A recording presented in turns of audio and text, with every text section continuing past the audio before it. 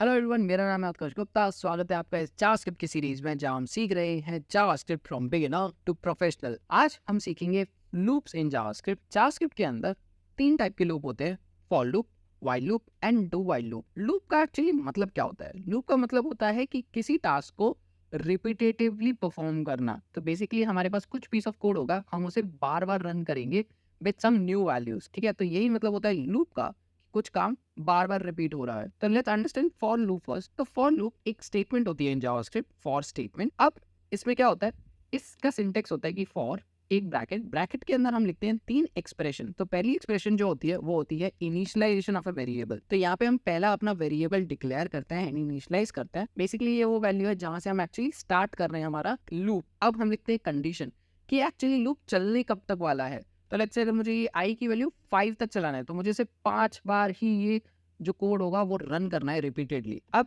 Updation, so the third and final जो expression होती है वो होती है अपडेशन, की जो आई की वैल्यू है वो किस तरीके से आगे बढ़ेगी। तो मैं बोलता हूँ अभी कि एक स्टेप आगे बढ़ो, कि मतलब हमेशा जब भी आप कोड रन करके आओ तो एक स्टेप और आगे ले लेना। तो प्लीज बेसिकली आई की वैल्यू 1 प्लस कर देना, तो आई प्लस प्लस। अब कौन सा कोड रन कर रहा है रिपीटेडली वो हम लिखते हैं इस ब्रैकेट्स के अंदर, कर्ली ब्रेसेस के अंदर।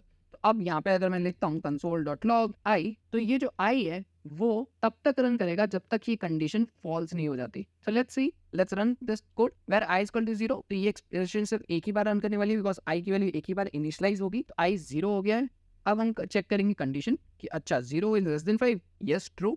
तो अंदर आ जाओ, अंदर आ जाओ। तो हम चेक करेंगे, अच्छा अब तो हमें एग्जीक्यूट करना है। तो console.log i की वैल्यू क्या है 0, तो 0 प्रिंट हो जाएगा। एंड देन जैसे ये कोड खत्म हुआ हम ऊपर पहुंच जाएंगे एंड हम अपडेट करेंगे अपनी आई की वैल्यू। तो आई की वैल्यू +1, तो आई की वैल्यू अब हो गई 1। फिर हम वापस कंडीशन पे आएंगे एंड चेक करेंगे क्या अब हमारी कंडीशन फुलफिल हो रही है। आई 1 is less than 5, 1 is less than 5, yes. आगे बढ़ जाओ, आई की वैल्यू प्रिंट करो 1, फिर वापस जाके आई की वैल्यू बढ़ा दो। This is what repetitively task which is performing in the loop. So यही होता है लूप का पर्पस, जिसमें हम बार बार कंडीशन चेक करते हैं, अपना कोड एग्जीक्यूट करते हैं एंड अपडेट करते हैं अपने आइट्रेटर को। ये आई जो है आइट्रेटर ही होता है, ठीक है। तो let's see the output. You can see हमें आउटपुट मिला 0 1 2 3 4। 4 पे आके क्यों रुक गया? लेट्स सी कि अगर फॉर एग्जांपल लेट्स से अगर मेरी वैल्यू 4 है तो अब मैंने चेक किया 4 is less than 5, yes print कर दो। तो हमारा 4 आ गया। अब हम ऊपर गए, हमने बोला कि अच्छा y प्लस प्लस, तो i प्लस प्लस का मतलब कि वैल्यू 5, i की वैल्यू 5, i की वैल्यू 5 हो गई। तो i is less than 5, 5 is less than 5, false. False हो गया तो बाहर आ जाओ। ओके, तो अब हम बाहर आ चुके हैं लूप के। तो हम यहाँ पे कंसोल करेंगे console.log i। तो i की वैल्यू क्या थी 5, तो लास्ट में क्या प्रिंट होना चाहिए 5। तो यू कैन सी हमारा लास्ट में क्या प्रिंट हो रहा है 5। तो आई होप आपको समझ में आया होगा फॉर लूप। ओके, अगर लेट्स से किसी कंडीशन पे आपको ये फॉर लूप ब्रेक करना था, तो अगर मैं बोलूँ कि इफ अगर i की वैल्यू इक्वल टू 3 हो जाए, तो अगर i की वैल्यू 3 हो रही है तो मैं नहीं चाहता आगे बढ़े। ओके, मैं नहीं चाहता आगे बढ़े मेरा कोड। जैसे आई की वैल्यू 3 हो गई है, मेरा कोड बंद हो जाए, मेरा ये लूप बंद हो जाए, तो मैं ब्रेक स्टेटमेंट यूज कर सकता हूँ। Break statement is use to break the loop. Okay, तो अगर आई की वैल्यू 3 है तो ब्रेक कर दो, वरना चलते रहो। तो लेट्स सी, शुरू करते हैं। तो आई की value 0, 0 is less than 5।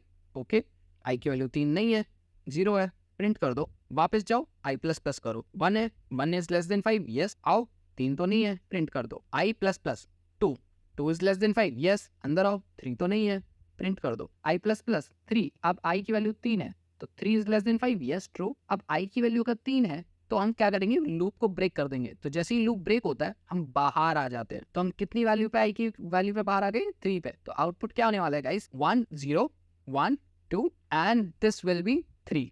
Let's see, you can see 0 1 2 and 3। I hope आपको समझ में आया होगा for loop. Let's learn while loop now. तो वाइल लूप पे क्या होता है, जो हमारा वेरिएबल होता है ना उसको हम पहले ही डिक्लेयर कर देते हैं। तो पहले हमने वेरिएबल डिक्लेयर कर दिया और उसकी वैल्यू असाइन कर दी।